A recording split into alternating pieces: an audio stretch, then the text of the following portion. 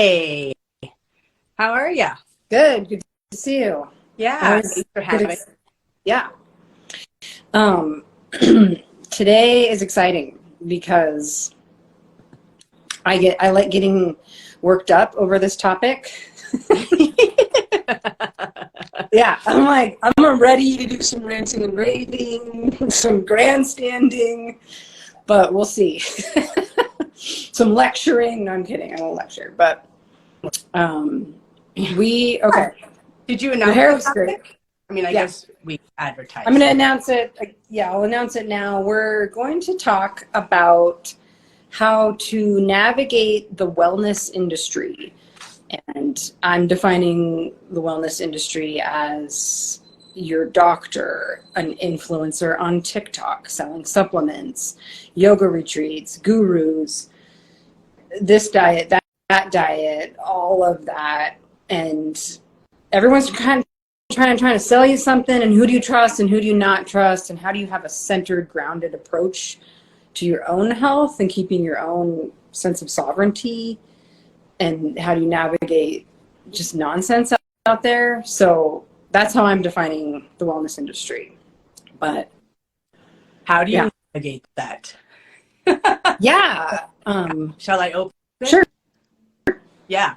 Well, as I've been reflecting on this topic, I want to set the tone, and the overarching answer to that is to really recognize that the way things work here in the natural world is as above, so below. This is a truth that we subscribe to at BPI. As above, so below, meaning that the energy that you set, or the spiritual work that you do on a soul level, or better said, what you create spiritually, you will then create physically. And the big problem with the wellness industry is that it operates from as below, so above. And so this is where, when you operate from as above, so below, there's a lot of ease, there's a lot of grace, life just smoothly goes by, you have some flow to it. And I'm sure that you and our watchers or listeners have seen people who kind of glide through life where it's just like, man, they're like so blessed, or, why is life so easy for them? And that has to do with whether they consciously know it or not, they have some smooth energy. They have some good vibes that's helping them to create like a very smooth outcome in whatever they're doing in their lives. When I watch people, and you may or may not be one of these people, or you might, we've seen people do this, of course. It's definitely not us.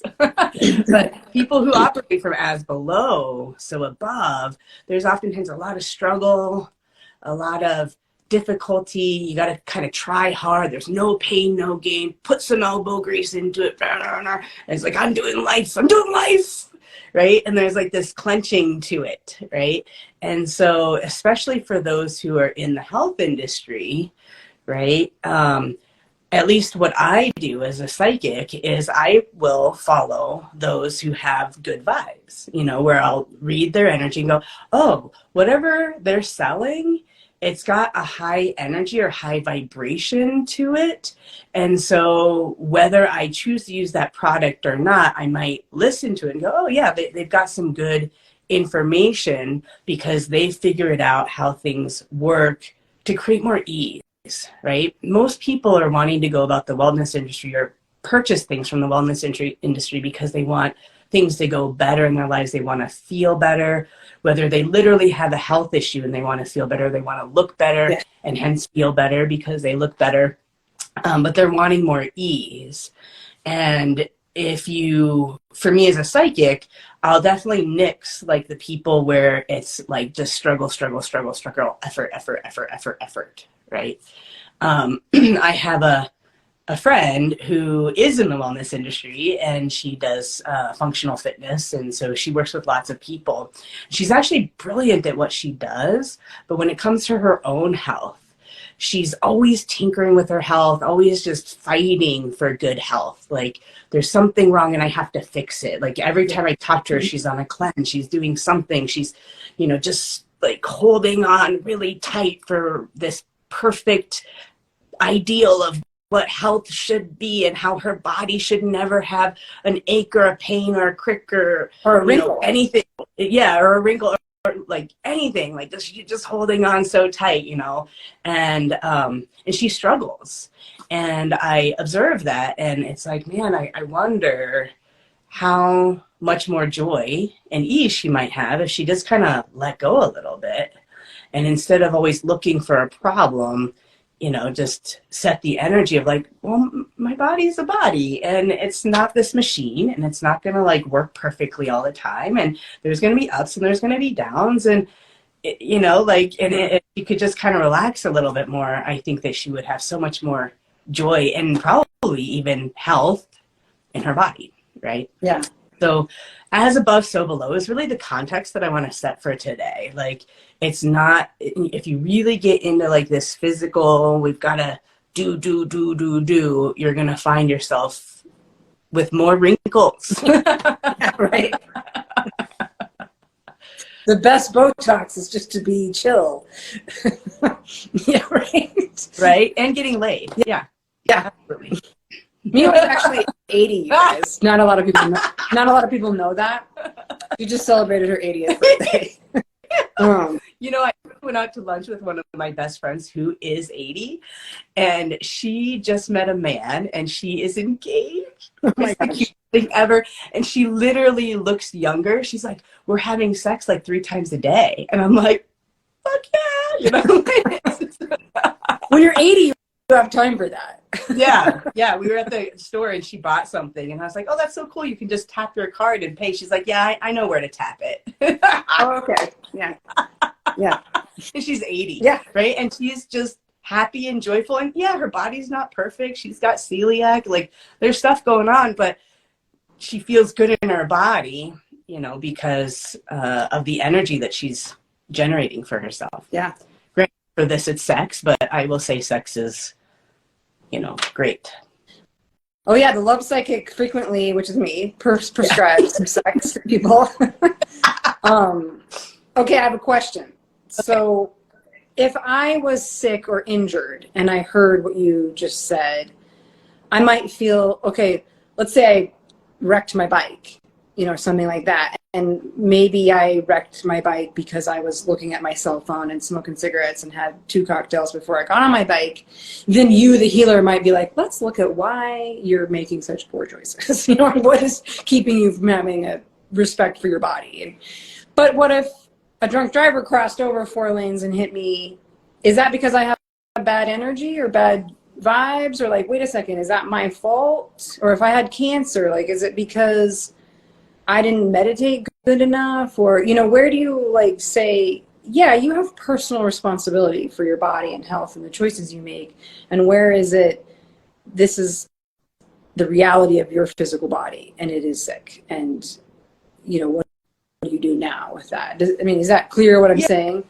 Well, I think that it's a difficult line to hold when, especially here at BPI, but I've heard this in other spiritual arenas. Well, you create your reality, your thoughts create your reality. Here at BPI, we don't say it's your thoughts, but that you are the ultimate creator of your reality, right?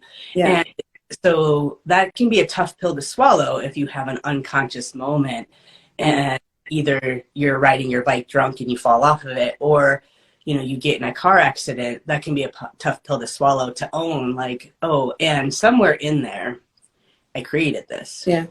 Right.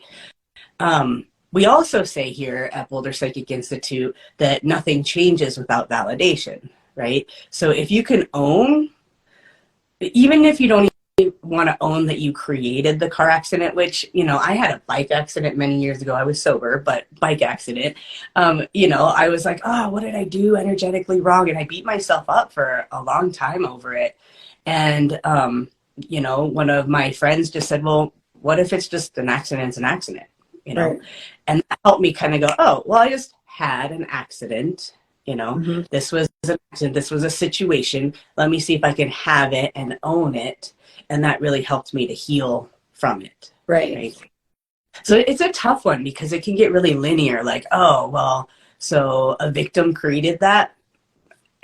Yes, and most of us aren't consciously creating that. We don't want bad things to happen, and oftentimes on the bigger soul scheme level of things, we do, Yeah. because it's all life experience, and sometimes the tough life experiences are what really helps us to grow and to evolve.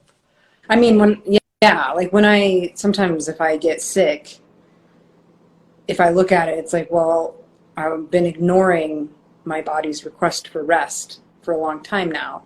And it's like, override, override, override. And then rest finally, then my body's like, all right, you want to play hardball? Like, boom, you're down. Yeah. So great. You could be bringing in like, yeah, you've been trying, not listening to a request from your body for a long time, and then you get injured because you're pushing it too hard on whatever. But what you're saying there is one of the main tenets of having good health is really tuning into your body, which it definitely stems from this as above, so below space. You got to learn how to tune in and be really sensitive. Because I don't care if you're exercising and running, 5-10 miles a day. If you're not tuned in, you might end up with a heart attack in the middle of your run and dying. Right? Yeah. So, I mean, it really, being sensitive and tuning in, I think, is very important to the health of your whole system. Yeah. Mm-hmm. But then not getting so hyper fixie about it. Okay, so I have this foot injury. I've got a little bit of a pain going on. Do I need to really rush out to a doctor right away and get an MRI? Or, I can walk on it, let me just wait and see, right? One of my favorite ways to work with my body, with my kids, and even with a lot of my clients that I see is, let's just come back to the body wisdom, and that the body really wants to be healthy and it knows how to heal itself. Sometimes you just have to give it the space to do that, right? And then, of course, make some choices that are more health oriented, not from a place of rigidity, but yeah, I'm going to choose not to drink for a while, or I'm going to choose to clean up my diet, Yeah. Mm-hmm. One of the things I feel slightly riled up about is women. I was listening to a few things about kind of some pushback on the wellness industry, saying like women are buying into wellness more than they ever have. And at first that sounds like great. Yeah. But can be in this super ungrounded way. Like, oh, I'm going to go to this super expensive retreat with this guru who's going to cure me of everything. I'm going to take all these supplements. I'm going to buy these crystals. I'm going to do this. One, some of it is just the beauty industry in disguise of like, oh yeah, here, we don't say diet anymore, but do this cleanse, because then, belly fat, you'll get rid of, like, this is just diet industry talking to you, telling you you're not good enough, so buy this product. And then, some of it seems like, to what degree are women trying to address, heal or fix trauma that they're not looking at? Or, the acronym HALT. Are you hungry, angry, lonely, or tired? Or and hungry can be hungry for anything, like I need more something in life. And so then you're turning to, okay, I'm going to buy this thing that this influencer is telling me is so great, and it's 2 a.m. and I'm going to purchase it. So I kind of want to speak to that of like, hold it. Is there something bigger here that you need to look at, and you're trying to cure it with bee pollen and turmeric, which is on sale now for $89.95 on my private channel. Please click subscribe. Back up. Are you lonely? Are you exhausted? Is your life not working? Is your marriage not working? And now you're trying to buy this thing. So, what is a good mechanism for people to kind of catch themselves and go, what am I doing here? Yeah. Well, and I love that. I've never heard HALT before. That's great. I think that that's a great method to adopt, especially if you're a fairly healthy person. Yeah. you're not in pain, you don't have cancer, you don't have, MS. Like if you're generally doing well and functioning in life, I think that is a good one. Halt, right? Like, let me just stop. Let me just, to what degree am I getting programmed through this media outlet? Where their job is literally to make you unhappy and make you think that your life is bad so that you will buy something, right? Yeah.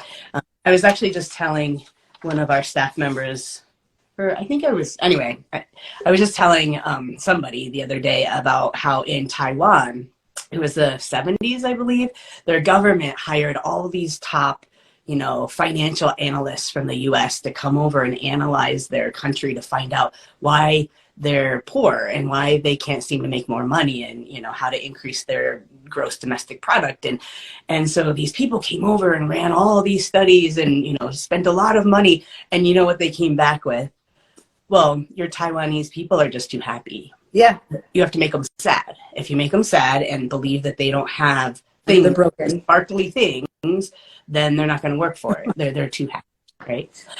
And so this is like, this is the, root of all marketing, right? I've been told, like, I need to talk more about pain points, right? Talk about people's pain, and that's why they need to come do stuff with BPI. And I don't think that that's a great way to do things, but that You're is not the general. okay without us. Yeah, you need me, right? So I think that that's a great plan. The problem is that then you do have people, and I do see a lot of clients as a medical intuitive who are really hurting. They're sick. Yeah. They're not functioning well. I just worked with a client the other day that was like, I think I should just get my affairs in order. I'm 48. I think I'm going to die soon. I'm like, oh, goodness. Right. Yeah. So she's like really in pain and just reaching for stuff. Right. And that can be a difficult one to try to tell a person like that, like, halt, because no self-respecting spirit wants to be in pain. I mean, right. Leave my body because I'm in pain. And once you're out of your body, you're so programmable. Just anything you see on TV, magazine, social media is just going to flood right in and convince you that you have to buy the next thing. You know? So I would say for those who are suffering from a condition or really hurting physically, especially, I would tell them that be more methodical about what you choose, right? Like, okay, here's this thing that I'm thinking about trying, right? In this case, this woman was like literally looking at like a gastric lap belt. I think that's what it's called. And so, okay, well, let's look at that, and let's, take a month to just feel it out, see what that, just try it on, before you take on these really big procedures or spend a lot of money on something. And then, especially for a person who's in pain, what they'll do is they'll throw like everything they can at the problem. Yeah. And then they don't know what's working. Right. And so I know it can really suck when you're in pain to hear, okay, you just got to slow down and you got to try one thing at a time and try it for like a month or two, decide if it's working, if not, ditch it, but that is what I tend to coach my clients on, well, let's just like, okay, less is more, and let's slow down a little bit and let's really get some good data as to what's working, because, I know people and have clients who like, they're going into bankruptcy because they're just like doing every procedure, process, new age thing, Western medicine thing, like they can possibly grab a hold of, and they really don't know what's working, and they're just working harder to going into bankruptcy. Mm-hmm. Yeah. I think there's a lot of fear being tossed around, of you're not okay, and everything out there is going to poison you or get you, or, it's going to be pollution in the air, and everything is like all this talk of if it's not organic and this and that, it's toxic and going to poison you. And then you have people that are spending more money on buying organic when maybe they can't. It's like then the stress of like, oh, outside of my budget here, so I'll buy less vegetables, because if I can't buy the organic, I just won't buy anything. Like, I've heard kind of some of this going on of like, oh my gosh, this fear everywhere of every product you buy is sinister, and if it's not the government trying to get you, it's the influencers, and everybody's out to get me, and I don't have personal sovereignty anymore. You know, and I felt that. Like, I got into supplements a little while ago, and I'm not sure why. Because I've never, you know, I grew up, my mom is a nurse and worked on the kidney floor, and she would come home and say, kids, listen up. I saw another person today whose kidney was blown out because they were taking a bunch of nonsense from the health food store, so you guys stay out of there. You know, so, you know, she's like, people are drinking these teas and these tinctures, and that does happen. I mean, people are, they don't, you know, they're, so that is always in the back of my mind. But then I start taking these supplements, and I'm buying like the expensive, nice ones. And then I feel this weird feeling of like, is this nonsense? Am I a sucker? I don't even know how to figure out where to find data, like if this is quality or not, or who to even listen to. And I felt very suddenly disempowered of, my doctor's telling me one thing, I'm reading all this other thing that's completely different, and I feel lost, you know. That was like, but the fear. I mean, we were a society, or even globally, I mean, we are a race, except for maybe some tribal cultures, who are not taught how to have sovereignty and how to really tune into their bodies and to know what your unique body needs, right? Yeah. And it's tough because we're so programmed, we're so conditioned. Look outside for your answers. Look outside for your answers. Look out, you know, your mom knows what to do. Your teacher, listen to your teacher. Go to the doctor. I mean, my mom, when I was a child, like any little sniffle or anything, I was at the doctor and on antibiotics, like immediately. You know, she had no like capability to be like, well, let's just give you some vitamin C, or let's just, you know, keep you home and let you rest. You know, it was like pills all the time, right? And so we're very conditioned that you have to find it outside of yourself. And this comes back to, you know, really learning how to tune in and be sensitive to your body, because a doctor might have one level of information. Sure, yeah, they've got a PhD. That's great. They've studied, you know.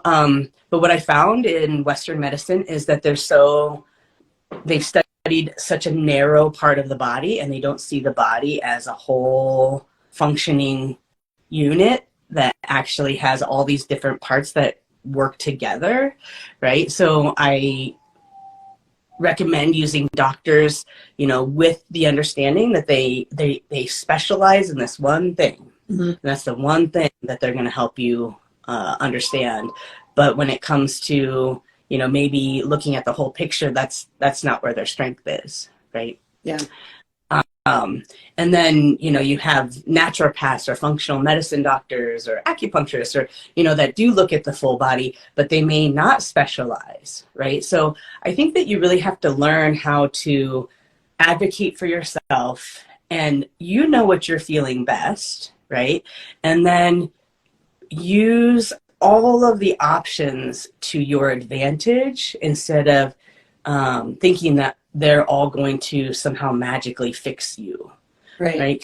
Nobody's ever going to fix you, right? Like they're not going to fix the whole package. I mean, even if you have a torn ACL and you go and you get that surgically fixed, right?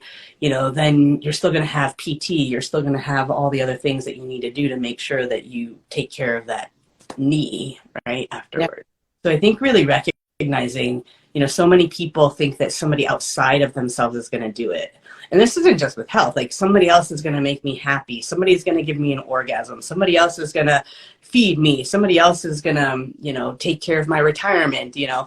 And I think that it's really important, especially in this day and age, to take that back and say, I've really got to take care of me, you know. Yeah. Because in the end, that's all you have, right? I helped many people die in hospice, and you do that alone. You do that alone, right? That is a solo adventure when you leave the body, right?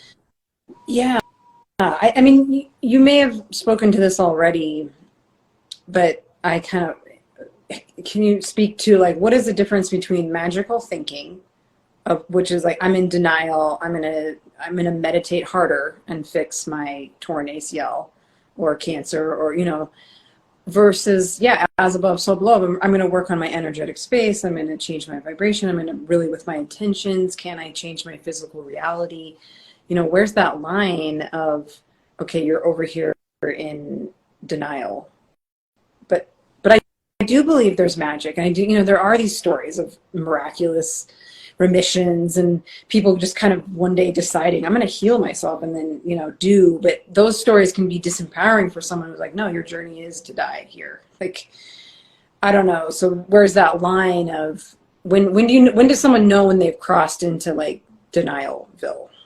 Well, and the first thing that I want to speak to in another level that you were just describing is, it's really important, like that sovereignty, to stop comparing yourself to others. You are on your own journey. You are a unique being in a unique body with a very unique past lives, and present, right? And so we're all so unique in this. It's hard because we're taught like, oh, your neighbor got an A on their test and you got the B, so you didn't make honor society. I mean, we're taught to compare ourselves, right? And we're taught this, and I do believe that a little bit of unlearning of that, or maybe even a lot, and not comparing yourself to other people is going to bring so much more mental sanity and health in your system, whether it has to do with your money or career or health and the choices that you make to take care of your body, right? Now I totally forgot like the other part of the question, but that was kind of the undercurrent. Yeah, like Matt, like when is someone going into denial about their physical reality, and when is it like, no, you actually have a lot of we can heal ourselves? Yeah. Well, this really speaks to how people get into a spiritual practice, and I watch a lot of students here at BPI even do the same thing. Oh, I've got this energy work, and now I must be superhuman. And if I'm doing the energy work right, then, I'll just be able to meditate away this genetic disorder that was, gifted to me, 5 generations down on my family line. And I'm just going to meditate that away. Yeah. Right. And so, please, and I'm speaking more to the people who are watching this, please hear this, just because you do energy work, it doesn't make you superhuman. It doesn't give you like, you don't become a superhero, right? You just have some skills that you have more skills that you can bring to the table, right? So I always like to say, we're born with 2 hands, right? And same thing, we're born with our imagination or our intuition, and we're also born with our cognition or our analytical selves, right? We're born with both. And a lot of us are conditioned to put one hand behind our arm and just go through life, just being a brain and, having conceptual ideas about things and thinking about things, right? And a lot of what we do here at BPI is we just bring that other hand back and say, yeah, well, you got this too, right? Mm-hmm. You got your intuition, you have your spiritual self, you have your spiritual capability. And so you want to be able to have both. And I always say being psychic makes you more of a pragmatic. It doesn't make you a superhero.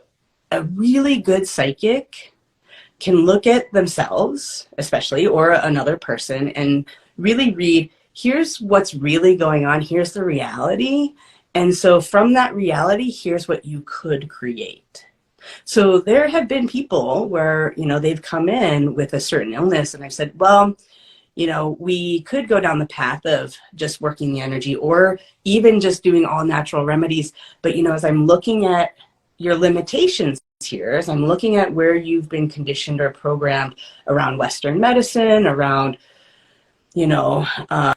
how this is going to get healed, that's a pretty big hunk of energy. I don't see you clearing that in time to have this physical ailment go away before it takes you out, right? So let's get real, cancer patient. Okay, let's get real. Yeah, I do see that you are going to need to do chemo because there's too much of an energy block to, meditate and laser it away through your meditation, right? And so let's go do that. And let's supplement that with some other things, right? And so my answer to that is, that just because you can do energy work doesn't make you superhuman. Yeah. And, to me, being a psychic, it's really being real. Like, here's what I'm working with. All the things that I could do, and I can be positive about that. And where I'm limited, right? We got to know where we're limited, right? I think that's a skill that's not honored very much, is to recognize, oh, I'm out of my depth. It's time for me to, go get help in this arena, or, I'm just not going to be able to do that, right? Right. And I think that's a person who's working from a lot of integrity. I always love going to doctors or naturopaths or whatever who, that's out of my depth. I can't do that.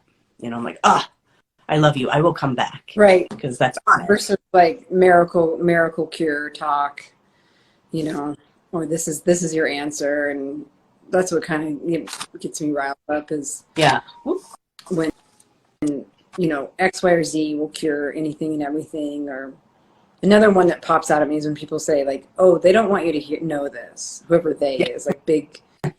And then, okay, with the conspiracy stuff, like, that's very disempowering that like there's just this giant conspiracy against all of us. So, but buy this bee pollen and it will help. So, it is really being able to tune in and read the energy of things, because, a marketing platform like that might be very much based on a lower vibe. Right? Mm-hmm. Yeah. But I will say, Three, that our air is way more polluted. Our water, our food, everything is a lot more polluted than it ever has been. And I know that this is where we're going to, we don't totally align, right? And so I see that the energy of organics is actually, better for the body, because to some degree, or to a big degree, what I notice in a lot of people is that the older generations, so my friend who's 80, right? Mm-hmm. Like, she's old, but she's like rocking it because she had a great start in life with good food, clean water, clean air, not everything was processed. She didn't have canned foods very often. Yeah. She ate well. She didn't have TV. She didn't have blue light. Her first 20 years she didn't have that, right? Mm-hmm. And so her body, when I look at it, is way healthier than sometimes a 40-year-old that I see who started off in life with Hungry Man dinners and fast food and lots of TV time, the latchkey kids of, our generation, who just didn't have as great of a start, right? Also, younger kids are way more medicated these days, and that's, allopathic medicine is great in some instances, but it also has lots of side effects, right? Mm-hmm.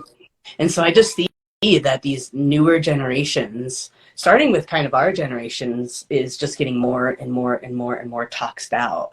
And I do see a lot more younger people with autoimmune diseases or severe allergies or, depression, autism, all the things, because, and I break it down to we are toxing out our world. And so my view, and you may not agree with it, is that because the world is so toxic, it is important to be aware of that, not get crazy about it, but to be aware of it and recognize, okay, well, if I want to live longer, then I'm going to have to do some detoxes or make sure that my detox pathways are open, or, just live a little bit more of a healthier life, because nowadays you do have to work harder to have health, because we are bombarded. And, I say that from more of a grounded, neutral place. I'm not saying like, oh my God, you're bombarded, so you need to take classes at BPI or whatever, right. But I am saying I do see that. because I see the older generations, they just have this like intrinsically solid foundation of health because they're just not in a toxed out world. Yeah, And that sucks to hear if you're younger. I don't like it. Yeah. Yeah. But it's reality. Right. Or at least, I mean, mm-hmm. I think I see it not too different, but I see the causes different. Like, I don't get organic food because I feel like that's just marketing. There's no reason. And also, I asked my psychic surgeon to genetically mutate me. Every like 3 months, I'm like, upgrade this. You got to mutate to get to just all the pollution, all the toxins. Yeah, and we are going to have to do that. Mm-hmm. Up, just like keep mutating. So next time you see me, I'm going to have like something growing out here. And I'm like, oh, that's my detox. That's my exhaust fan. Yeah. That's my detox antenna. I grew it. Psychically grew this. So now I can eat whatever I want. But I like a loss, right. We have more access to junk food. I mean, when I was growing up, we never went to a restaurant. I have like 3 memories of going to a restaurant. And my mom made our food, so women work more. So there's no one's cooking now.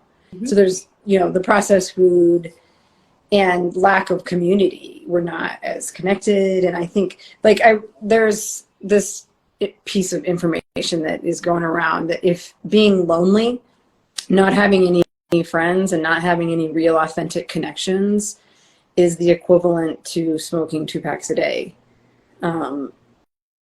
which is like, oh my gosh, so that's why I kind of bring it back of like, are you trying to cure something like loneliness with organic lettuce?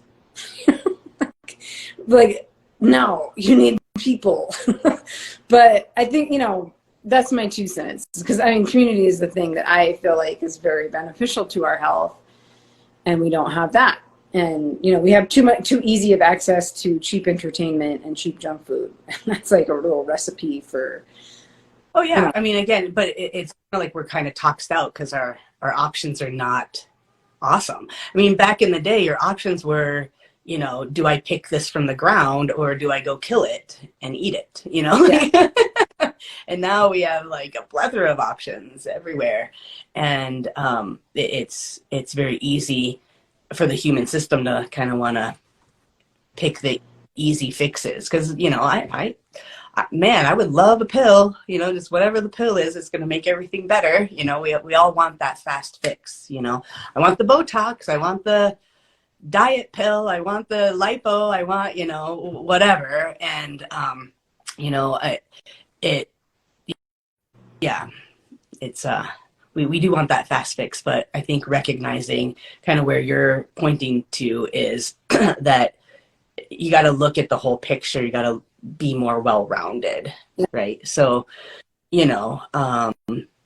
all the diet pills, right? Before I got onto this call, I was like, well, let me just kind of scroll on health TikTok. So did you know on TikTok, when you like certain things and all of a sudden your TikTok is filled with more of that. Right. I had to ask my Gen Z nanny. I was like, how come my TikTok is all filled with hot dudes dancing and I don't see anything else? She was like, oh, you're on hot dude TikTok. She's like, yeah, right now I'm on mom TikTok, like all the mom memes. I'm like, what? She's like, you just gotta like TikTok, okay?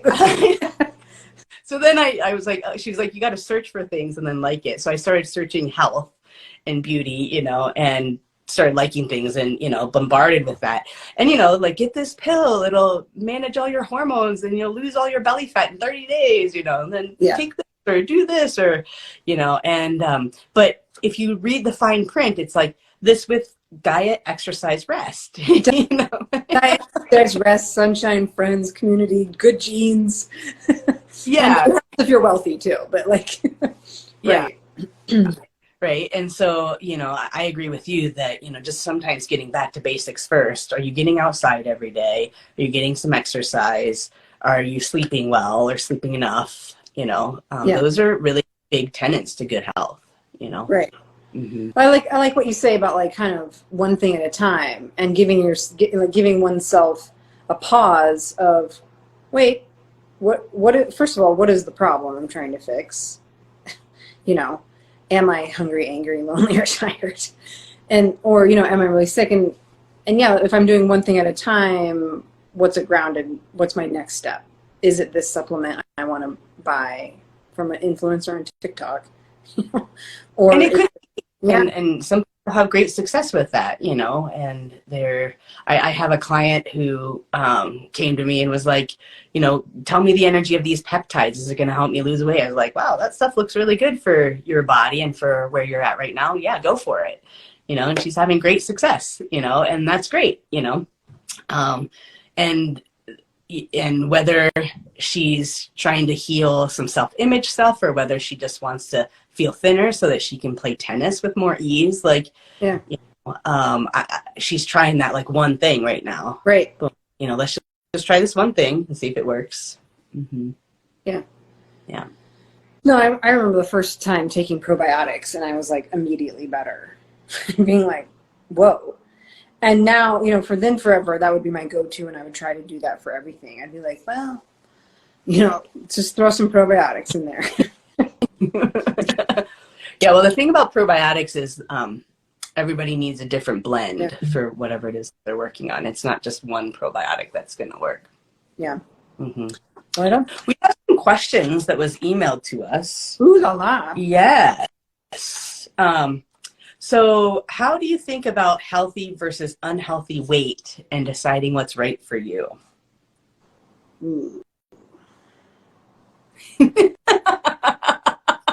Yeah. Right. You know, I called myself chubby the other day and this person was like, you can't do that. You're not allowed to do that. I was like, I can't call myself chubby. No, there's no chubby or overweight anymore. And I was like, oh, you know, and we obviously grew up in a different era where, you know, overweight kids were probably picked on, and I'm sure that they still are picked on. But the politically correct thing to do is to never call anyone overweight. And, you know, when I look at somebody who's overweight and saying, well, I'm curvy and so hence I'm okay and I'm healthy and I have a healthy self-image. If they're doing that while they're eating French fries and a milkshake, like, I'm going to question that and just say, you know, I don't know if you're really a freedom fighter because, you know, you're, you know, expressing yourself as a large person and saying that that's okay if that's really healthy, right? So I usually the body is overweight because there's some sort of imbalance going on. And it's not because that person doesn't have willpower. It's usually not because that person, you know, is broken mentally or is a bad person, right? Usually when there is obesity or even being underweight, okay, there's an underlying health issue going on. And that's where I would point a person more towards, which is, you know, great. I love that you're overweight and that you have a healthy self-esteem about all your curves. It's wonderful. And, you know, that's a sign that your body is telling you that you have some severe inflammation going on. Something is not right. Let's look for the root cause and let's heal that. Same thing with a person who's severely underweight, right? That there's something going on in that system where, you know, we want to look at that more in terms of health. And, you know, maybe the byproduct would be that the overweight person would lose some weight, the skinny person would gain some weight, you know. And so I want to answer that more in terms of when your body's like way in one direction or the other, there's some root cause going on, and that needs to be examined, that needs to be healed and looked at. Mm-hmm. Right. I mean, because I don't buy that like thinner is always better and we should all be thin. And I think buying into that is supporting just the lie about the female experience and just that there's this body type that you have to have. And I do think there are people that are like, yeah, I have a big body and I eat well and my doctor says I'm fine. And my biggest problem is people throwing energy at me that I'm wrong, that my body's wrong. And maybe that is causing, like, you know, stress when everyone is telling, you know, every image you ever see is a thin blonde white person. You know, like, that's another thing I love to rant to rave about is, oh, we're both brunettes. Good, this works. You see every magazine cover you see with wellness, it's a thin 26-year-old sandy blonde hair white girl. I'm like, meh. I don't know. Alarm bells are going off in my mind of like that this image is being sold to us. But then when is someone like, okay, you're getting over here in denial where like you're not, this is hard on your heart, you're not eating well, I think you're covering up some other things. Like, you know, I think, right. Mm-hmm.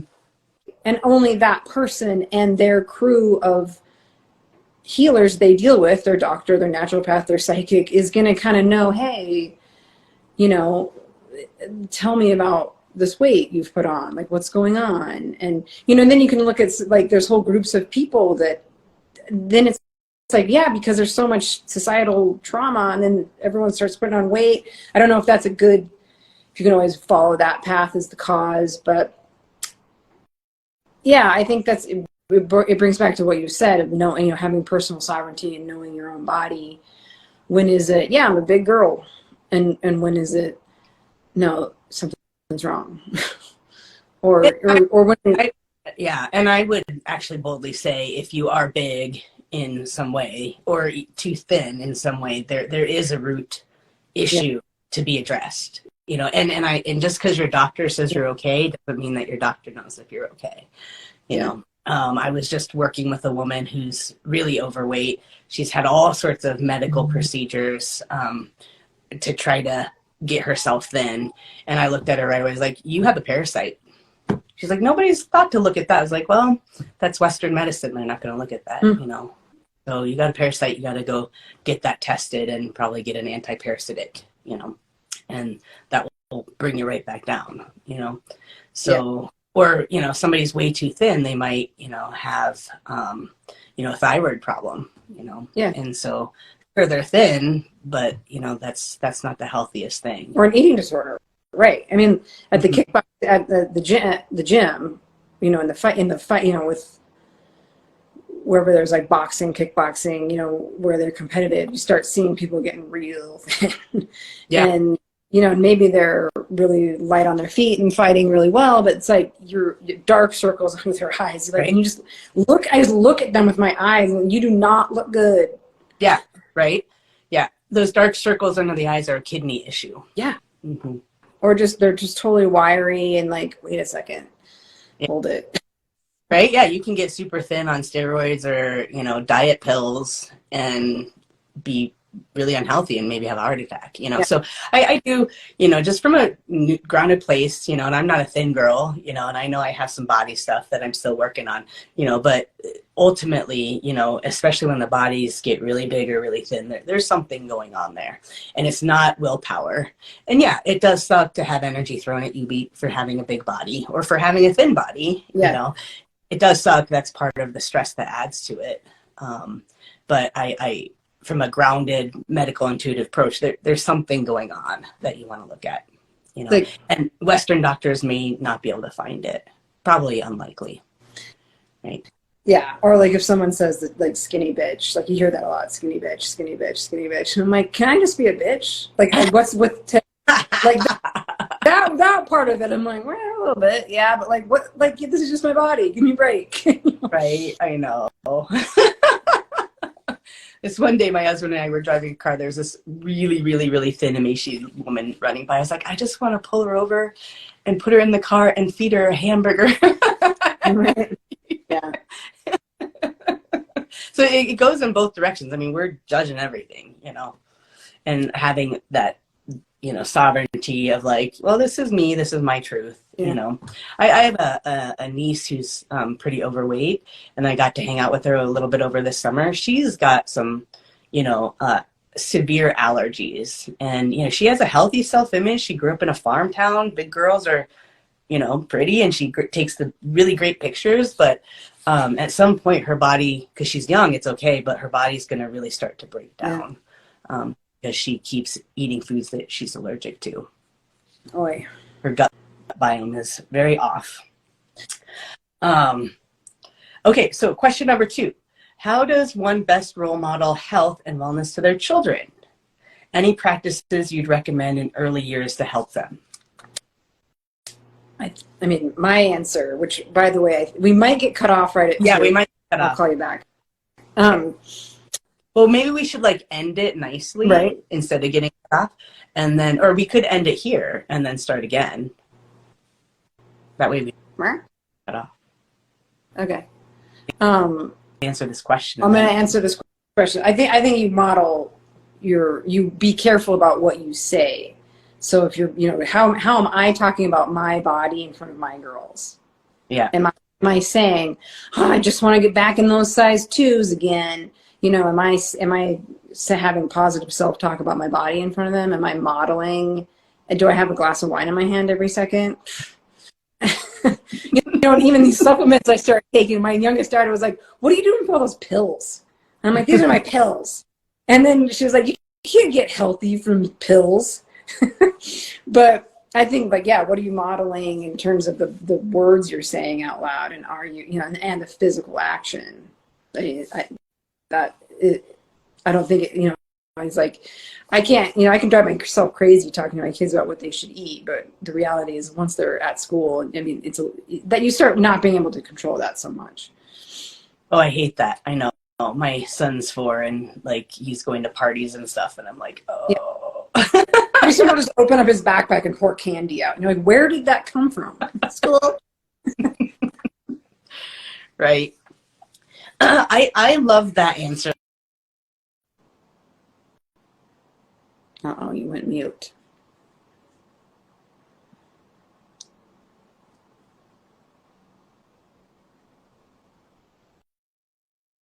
Ruh-roh.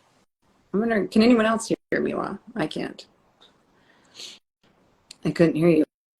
There you go. Were you not able to hear? I couldn't hear you. Somebody was trying to call, and I didn't turn it off. I was like, I can just talk past the ringing thing. Right. Gen Xer, I don't know how it works. I know it.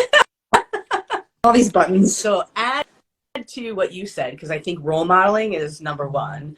But number 2 is also really working your own belief system around having a broken body and needing to go outside to fix it, and working the belief system or the energy of trusting my body knows how to heal itself.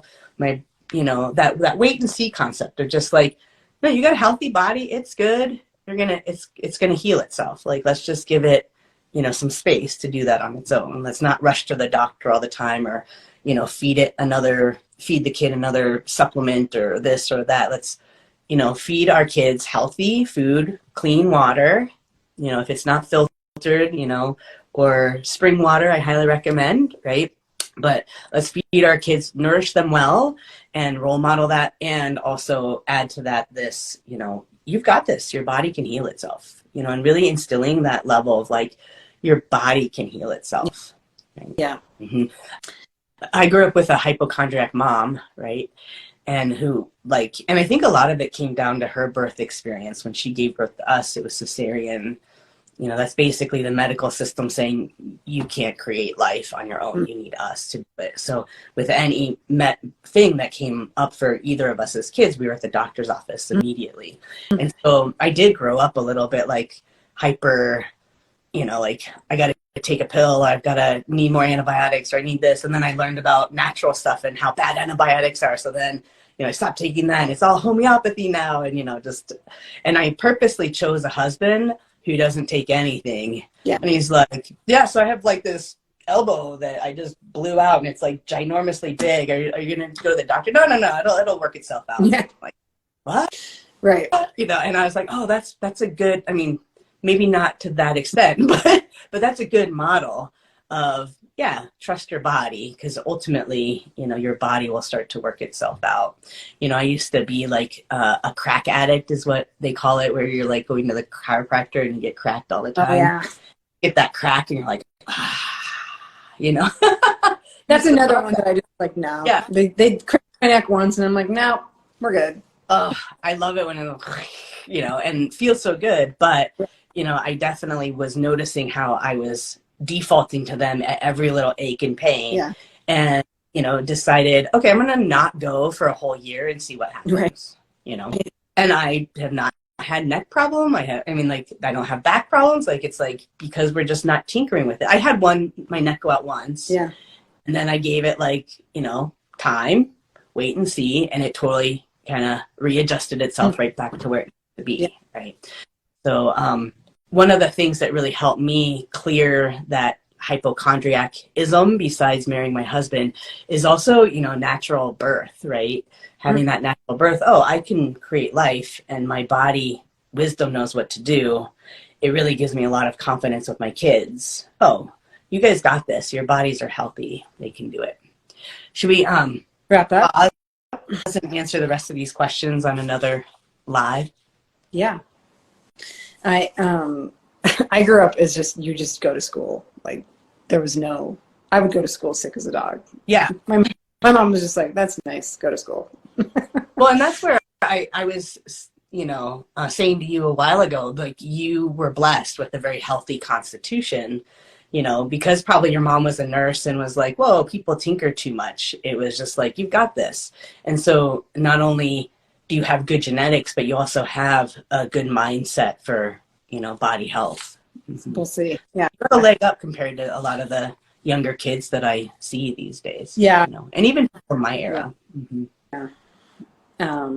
Yeah. I lucked out. My You didn't luck out. You manifested it well. Right.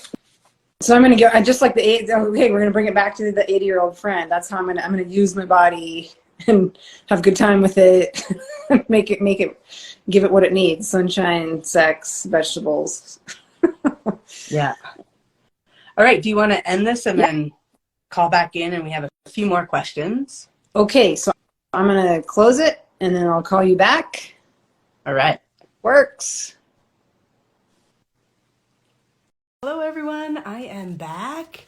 For those of you who were watching, Three and I were doing an Instagram live about the health and wellness industry and how to navigate it. And we just spent the last 20 minutes trying to get her back on, and it seems like that is not going to be available for us today. So thank you, Three. It was lovely chatting with you. But I do have some questions that I would like to wrap up and make sure that we answer them for our audience. And so let me just give it a moment to see if those that were watching are going to hop back on here.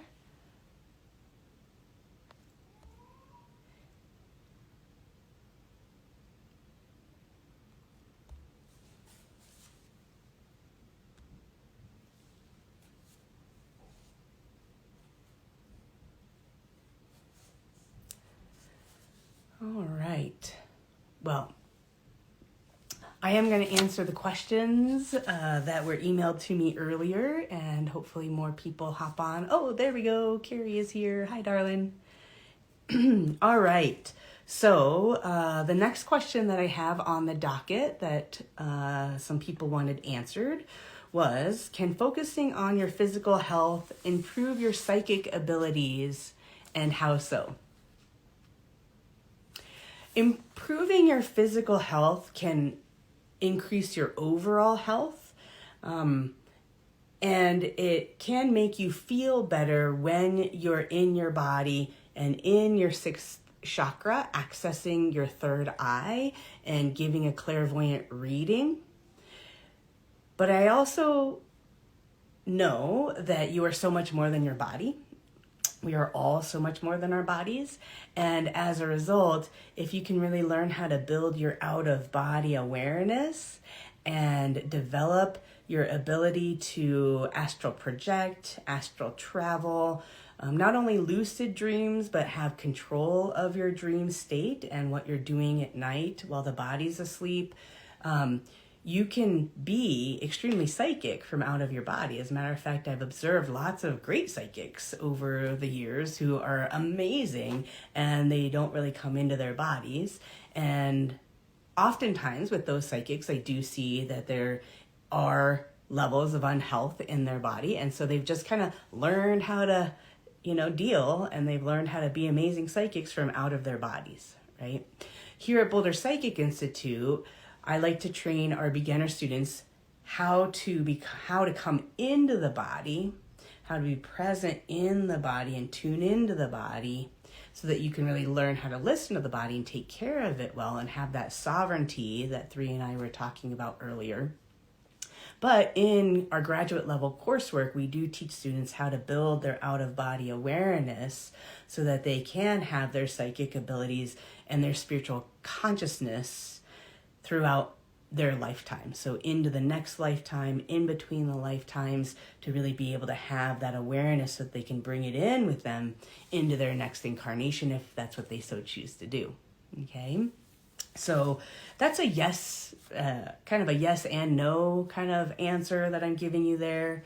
You don't necessarily need to be physically healthy to be a good psychic, but it does improve quality of life to be healthy, especially if you're going to be a clairvoyant who's really doing it from in their body using the sixth chakra. Okay.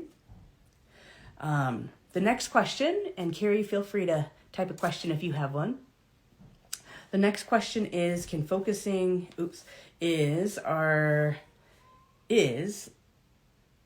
is there any truth or wisdom in the anti-aging movement pursuit of youth? What's the collective obsession with youth getting at? Well, that's very simple. Everybody's afraid of death. So there is a multi-billion-dollar industry that has to do with running away from death, from making sure that it doesn't happen, from making sure that you don't start to look like death, getting rid of those wrinkles, getting rid of whatever, all the things, okay? So the anti-aging industry is 100% fueled from our collective fear of death, and from the fact that we're not really addressing it. We're not talking about it. We're not normalizing it. Of course, our bodies are going to die. Of course, there's going to be an end point to every physical lifetime. And we are not talking about it. We're not teaching people how to die or how to prepare to die. And so hence everybody's afraid to die and in great resistance of death. So that's my answer there. And are there any anti-aging benefits to meditation? Absolutely true, 100%. Many years ago, I had a student come in and he showed me 2 driver's licenses, and they were, I think it was 7 years apart. It was many years apart, maybe even 10. But the one from 10 years earlier, he looked at least 20 years older than the one from 10 years later. So just by working energy and having that positive vibe, and especially with this practice that we teach here at BPI, coming into the body, bringing your chi, your life force, your energy into the body will vitalize the cells, make them healthier, make them stronger. And the more vibrant they are, of course, that's going to kind of help with, the wrinkles and the aging. I'm 45. I don't dye my hair. This is the natural color. I also have some good genetics. The Asian genes are pretty strong with regards to that too. But yes, there are, in my opinion, anti-aging benefits to medicine. The other thing that I want to say about anti-aging is, have you ever noticed an older person who you might look at them and say, oh, wow, they're aging gracefully, right? They're aging gracefully. What does that mean? What does that look like? And when they're aging gracefully, they actually look kind of young. They still have that childlike glint in their eye. They smile a lot. They're very playful. They maybe don't act their age, right? Those who are aging gracefully are oftentimes the ones who are going to look and even feel younger in their bodies, because they're not in denial of death, and they're also not in denial of their aging body, right? A person who's aging gracefully recognizes, oh, these wrinkles are my life experience. This is what gives me wisdom and grace and even beauty into my older years. And so as I have observed my older students, older people in the world, as I've worked with older students, the ones who are really owning where they are now. Okay, I'm 60, my good friend. Okay, I'm 80, and here's my body, and here's what it's like. I have some incontinence. I've gone through menopause. I'm crickety. I'm a little bit, I've had some injuries, and they kind of ache when it gets cold. And they're owning it. They're okay with it. They're not fighting it. They're not making their bodies wrong. They're not beating themselves up. They're not in judgment. They're just, yeah, this is part of getting old. This is it, and they're not resigned to feeling bad. They're just in ownership of, yes, the bodies do produce less stem cells as you get older, less collagen, just things start to happen as you get older, and that's okay. That's the natural process of life. And because they're okay with that, they don't look so old. They don't look so grumpy. They don't, they kind of have an aura about them where they actually look younger. And so I would encourage those of you who are worried about, what skin care regime I need to do, or how do I get rid of whatever, if you're worried about that in any way, right? Take a moment, pause and go, okay, am I beating up on myself? Am I being super negative about my aging journey that's very unique to me? And can I lighten it up? Can I be a little bit gentler on myself? And sure, if I want to get a nice cream or whatever, I want to do whatever, great. But do that from the vibration of love and care for your body, not, you stupid old body that's breaking down. You don't want to kick it like an old car, right? Okay, you want to care for it. Okay, and so again, to me, the magic antidote to anti-aging is just really being okay with where you're at. A few years back, I realized, I just can't shred down the mountain like I used to. I'm not 20. And every time I go snowboarding, I'm just too tempted to jump off that cliff or go down that tree run. And I like to go fast, and inevitably I'm going to fall, because that's just part of snowboarding. You fall a lot, And as I'm getting older, I'm like, I fall because I like to have fun on the snowboard, and I can't kind of help it because it's too fun to go fast. But I'll fall, inevitably take one fall or many falls, but I'll have one good fall during the day. And then I'll be at the chiropractor's office, or I'll need a massage, or I'll need extra help to kind of bring my body back. And so it was a few years back, I just said, I'm going to pick up skiing. You just don't fall as much when you ski. It's just that's not the design of skiing. You kind of stay upright most of the time. And I just picked up skiing, and I'll tell you, I am having a blast skiing. The ski technology is so much better than when I was a kid, and I'm really enjoying it. And I have a way better glow when I'm on the mountain, because I'm owning, hey, I just can't take falls like I used to. I'm not made of rubber anymore. And, I still want to have fun. I still want to go fast, and I'm going to do it in a way, choosing a method that's less accident prone, And so that's me to some degree, aging gracefully on this mountain, on the snowboarding skiing mountain, and recognizing here's just where I'm at, and I'm just going to approach it from a practical, here's what's realistic, here's what's doable, and here's what's going to keep my body safe, mostly, and happy and healthy, right? And so you just got to make some choices to be okay with where you're at, and honor the fun that you still want to have, and have that glint in your eye, and remember, you can always be young at heart, right? I always love the spiritual teachers where, they just have that troublemaker kind of laugh, and they kind of pick on their younger students, with their problems or their worries or their concerns, because they've just gotten to the place, where I'm older, I just, don't have the energy to care as much anymore. And to me, that's another level of just aging with grace. All right, we have a few people here. Does anybody have a question for me to answer before we wrap up for today? How do you navigate the health and wellness anti-aging industry?